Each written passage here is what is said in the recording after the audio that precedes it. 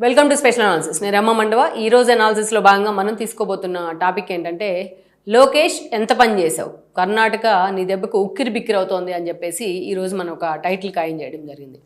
ఎందుకంటే లోకేష్ సంబంధించి గూగుల్ ఏ data centre విషయంలో ఏపీకి రావడం పట్ల ఆయన ఎంత ఫోకస్ పెట్టారు, ఎంత బ్యాక్గ్రౌండ్ వర్క్ చేశారు, ఆయన కష్టం ఏంటి అనేది మనం చాలాసార్లు చెప్పుకునే ప్రయత్నం చేసాం. తన తండ్రి చంద్రబాబు నాయుడు స్ఫూర్తితో ఆయన ఏదైతే చంద్రబాబు ఎలాగ మైక్రోసాఫ్ట్ హైదరాబాద్కి రప్పించారో అలాగే ఏ డేటా సెంటర్ను వైజాగ్ రప్పించడం పట్ల లోకేష్ పెట్టిన ఫోకస్ కానీ, ఆయన కృషి కానీ, నిజంగా ఆయన పట్టుదలకు కానీ ఎవరైనా కూడా ఆయనకన్నా చిన్నవాళ్ళు పెద్దవాళ్ళు ఈరోజు హ్యాట్స్ ఆఫ్ అంటూ ఉన్నారు. సో అది పక్కన పెట్టినట్లయితే ఈ రోజున ఈ డేటా సెంటర్ ఏర్పాటు కాకముందు నుంచి కూడా కర్ణాటక మంత్రులతోని ఒక నెగోషియేషన్ నడుస్తూ ఉంది లోకేష్కు. సో అది ఈరోజు అటు తిరిగి ఇటు తిరిగి చాలా దూరం వెళ్ళిన పరిస్థితి అయితే మనకు కనిపిస్తుంది. కేవలం ఒకే ఒక లోకేష్ అనే వ్యక్తి కారణంగా ఈరోజు కర్ణాటక మంత్రుల దగ్గర నుంచి ముఖ్యమంత్రుల దాకా అందరూ ఒకరిపై ఒకరు సీరియస్గా విమర్శలు చేసుకుంటా ఉన్నారు, ఒకరిపై ఒకరు ఎలిగేషన్స్ చేసుకుంటా ఉన్నారు. మొత్తానికైతే లోకేష్ వేసిన చిన్న రాయి కర్ణాటక మంత్రివర్గంలో, కర్ణాటక ప్రభుత్వంలో కూడా ఒక అలజడిని అయితే తీసుకొచ్చింది అనుకోవచ్చు. అసలు ఎవరెవరు ఏం మాట్లాడుతూ ఉన్నారు, ఎవరెవరు ఒకరికొకరికి సంబంధం లేకుండా వాళ్ళు చేసిన కామెంట్స్ కానీ, ఏపీ మీద విషం పోసే క్రమంలో వాళ్ళు డిఫెన్స్లో పడుతున్న తీరు కానీ ఈరోజు చాలా సీరియస్గా చర్చనీయాంశం అవుతా ఉంది. అసలు లోకేష్ ఈ స్థాయిలో లోకేష్ అంటేనే ఎందుకు వాళ్ళు ఉలిక్కి పడతా ఉన్నారు, లోకేష్ పేరెత్తితేనే ఎందుకు భయపడతా ఉన్నారంటే కొన్ని కారణాలు ఉన్నాయి ఇక్కడ. గతంలో మనం చూస్తే ఒక 1 month back BlackBuck CEO Rajesh Yabaji ఒక కామెంట్ పెట్టారు బెంగళూరు రోడ్ల గురించి. ముందుగా ఆయనే అసలు ఈ గొడవంతటికి మూల కారణం ఎవరంటే ఫస్ట్ యాబాజీనే.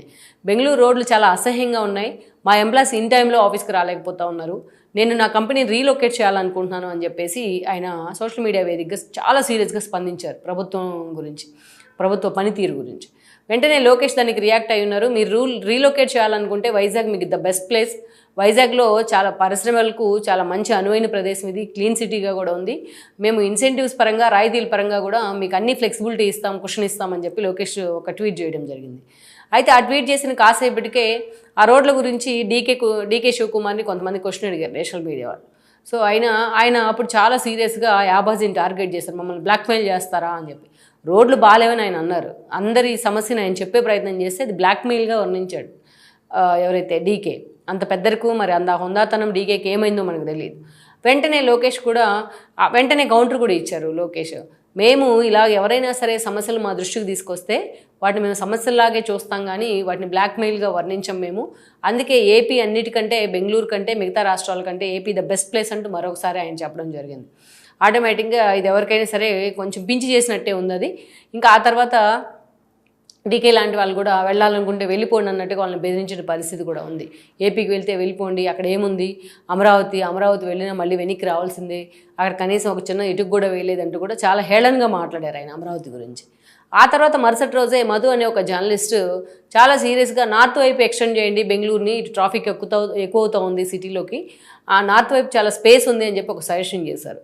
దానికి వెంటనే లోకేష్ స్పందించారు, ఎస్ మీరు నార్త్ వైపు ఇంకొంచెం ముందుకు వస్తే మీకు అనంతపురం తగులుతూ ఉంది, అక్కడ శ్రీ సిటీ, ఆ రాయలసీమ మొత్తం కూడా మేము ఏరోస్పేస్ సిటీని నిర్మించబోతున్నాం, అండ్ దెన్ మీకు ఆ కొంచెం ముందుకు వస్తే చిత్తూరు, రాయలసీమలో మెజారిటీ మేము ఇండస్ట్రీస్ని తీసుకొస్తా ఉన్నాం అని చెప్పి ఆయన కొంత ఏపీని పైకి లేపే ప్రయత్నం చేశారు అక్కడ.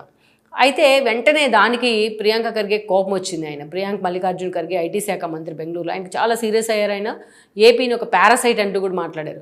పక్కనే ఉన్న తెలంగాణ కనిపించదు, ఆ పక్కనే ఉన్న తమిళనాడు వద్దా, మా మీద ఎందుకు పడుతూ ఉన్నారు, ఐటీ కంపెనీలని తమ రాష్ట్రం గురించి గొప్పలు చెప్పుకోండి కానీ ఇతర రాష్ట్రాల మీద పడి బతుకుతారు అంటూ చాలా అసహ్యకరమైన ఒక భాషతో ప్రియాంక ఖర్గే మాట్లాడడం జరిగింది. అయితే లోకేష్ వెంటనే దాన్ని కూడా కౌంటర్ ఇచ్చారు, మీ ఈగోస్ ఎందుకు, గొంతలు పోవడం మీద మీ ఫోకస్ పెడితే బాగుంటుంది, ఆ ఈగోని అక్కడ చూపిస్తే బాగుంటుంది, ఇలాంటి విషయాల్లో కాకుండా పక్క రాష్ట్రం మీద ఏదైతే అసహనం చూపించడంలో కాకుండా అని మళ్ళీ ఆయనకి బరాబర్ కౌంటర్ ఇచ్చేశారు. అది నడుస్తూ ఉంది. అది నడుస్తూ ఉన్న సమయంలోనే కిరణ్ మజుందార్ షా, బయోకాన్ ఎండి ఆవిడ మొన్న ఒక విదేశీ ప్రతినిధులతో తన కంపెనీలో భేటీ అయ్యారు. వాళ్ళు ఆ క్రమంలోనే బెంగళూరు రోడ్ల గురించి అక్కడ ప్రస్తావించారు. వాళ్ళు అలా మాట్లాడుతూ ఉంటే నా పరువు పోతా ఉంది, మీరు ఏం మెసేజ్ ఇస్తున్నా ఉన్నారు అంటూ ప్రభుత్వాన్ని ప్రశ్నించారు ఆవిడ. వెంటనే ఉలిక్కి పడ్డారు ప్రియాంక గారు. ఎందుకంటే లోకేష్ అంటే అపోనెంట్ కాబట్టి, ఆయన బీజేపీ మద్దతులో ఉన్నారు కాబట్టి వాళ్ళని లోకేష్ని ఈజీగా టార్గెట్ చేయగలిగారు. కానీ ఆ కిరణ్ మజుందార్ షా లాంటి వాళ్ళకి కోపం వస్తే మిగతా కంపెనీలు కూడా పక్క రాష్ట్రాలకు చెక్కేసే అవకాశం ఉంటుంది. అందుకనే వెంటనే రియాక్ట్ అయ్యి మేము బెంగళూరు అర్బన్ డెవలప్మెంట్ అథారిటీ ద్వారా మేము రోడ్డును డెవలప్ చేస్తూ ఉన్నాం, త్వరలోనే పూర్తి స్థాయి ఎమ్యూనిటీస్ కల్పిస్తామంటూ కూడా ఆయన మాట్లాడడం జరిగింది. మళ్ళీ ఆ రెండో రోజే ఆవిడ బెంగళూరు చెత్త గురించి కూడా కొన్ని కామెంట్స్ చేశారు సోషల్ మీడియా వేదికగా. వెంటనే డీకే లాంటి వాళ్ళు కూడా స్పందించారు, మళ్ళీ చాలా సీరియస్ అయ్యారు కూడా ఆయన. సో ఇలాగా మీరు వెళ్ళాలనుకుంటే వేరే రాష్ట్రాలకు వెళ్ళిపోవచ్చు అనే మెసేజ్ వచ్చేలాగా ఆమె మీద కూడా ఫైర్ అయిన పరిస్థితి అయితే ఉంది. మేము మా ప్రయత్నం మేము చేస్తున్నామని చెప్తూనే అలా ఒక బెదిరింపు ధోరణికి దిగారు. ఇదే సమయంలో ఏఐ డేటా సెంటర్ ఏపీకి వచ్చింది, గూగుల్ డేటా సెంటర్. ఈ క్రమంలోనే ఆ క్వశ్చన్ అటు ప్రియాంక ఖర్గే అందరికీ కూడా ఈ క్వశ్చన్ ఎదురైంది. డీకే మాత్రం లోకేష్ గురించి ఎక్కడా కమెంట్ చేయలేదు, కానీ ఏ కంపెనీ వచ్చినా మా దగ్గర నుంచి మాకలి తిరిగి రావాల్సిందే అని చెప్పేసి చాలా ధీమాగా ఒక కమెంట్ చేశారు ఆయన. బట్ లోకేష్ గురించి ఎక్కడా ఏం మాట్లాడలేదు. కానీ వేరే ప్రియాంక ఖర్గే మాత్రం కామెంట్ చేశారు. 22,000 కోట్ల పైగా వర్త్ ఇన్సెంటివ్స్ ఇచ్చి మరీ రాష్ట్రానికి ఆ కంపెనీని తెచ్చుకున్నారు వాళ్ళు, అట్లా ఎట్లా ఇస్తారు అని చెప్పి మొత్తానికైతే ఆడలేక మధ్యలో కూడా అన్నట్టుగా 4 అరుపులు వచ్చేసాడు మీడియా ముందు. ఆ తర్వాత మళ్ళీ సిద్ధరామయ్య కూడా స్పందించారు, ఎందుకంటే నేషనల్ మీడియా వదలట్లేదు వాళ్ళని. ఈ ఏఐ డేటా సెంటర్ ఏపీకి వచ్చిన తర్వాత నేషనల్ మీడియా సిద్ధరామయ్యని అడిగితే మాకు యాపిల్ ఉంది కదా, ఆంధ్రాకి ఏమన్నా యాపిల్ ఉందా అని మాట్లాడారు ఆయన చిన్నపిల్లోడు మాదిరిగా. సో ఇవన్నీ నడుస్తూ ఉన్న సమయంలోనే ఇక్కడ ఇంకొక ఇష్యూ తెర మీదకి వచ్చింది. లేటెస్ట్గా కర్ణాటకకి ఇదంతా కూడా ఒక తలనొప్పి వ్యవహారంగా మారుతోంది. మొన్నటి నుంచి ఏదైతే లోకేష్ చేసిన సవాల్స్ కానీ, లోకేష్ ఇచ్చిన క్వశ్చన్స్కి కానీ అటు నేషనల్ మీడియా వాళ్ళు వెంటబడే ప్రయత్నం చేస్తోంది కర్ణాటక కాంగ్రెస్ మంత్రుల ప్రభుత్వం వైపు, అదేవిధంగా మంత్రుల వైపు. ఇదే సమయంలో లేటెస్ట్గా అక్కడ కాంగ్రెస్ వెనుకబడిన వర్గాల కోసం ఒక కులగణన చేపట్టింది, లైక్ తెలంగాణ బీసీ గణనలాగా చేపడితే అక్కడ నారాయణ అండ్ ఇన్ఫోసిస్ భార్యాభర్తలు ఎవరైతే ఉన్నారో ప్రతినిధులు సుధా అండ్ నారాయణమూర్తి ఇంటికి వాళ్ళు వెళ్ళడం జరిగింది.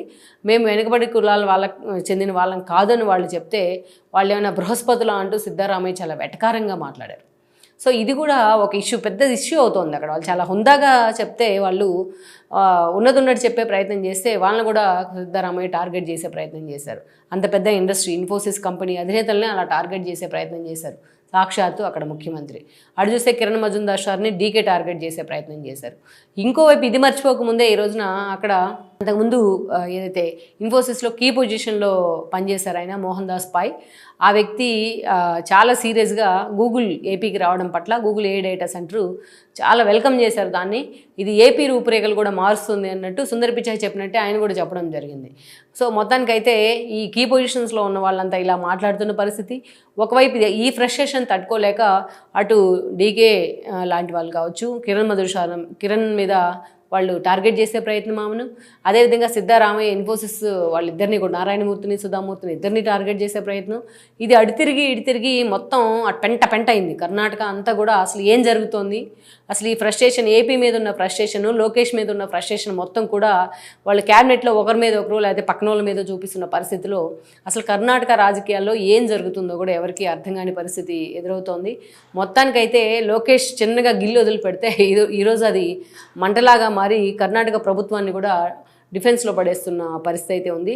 లెట్స్ సీ మరి లోకేష్ ఇప్పటికైనా వాళ్ళని వదిలిపెట్టే ప్రయత్నం చేస్తారా, ఇంకా వాళ్ళని రెచ్చగొట్టే ప్రయత్నం చేస్తారన్నది మనం చూడాల్సి ఉంది.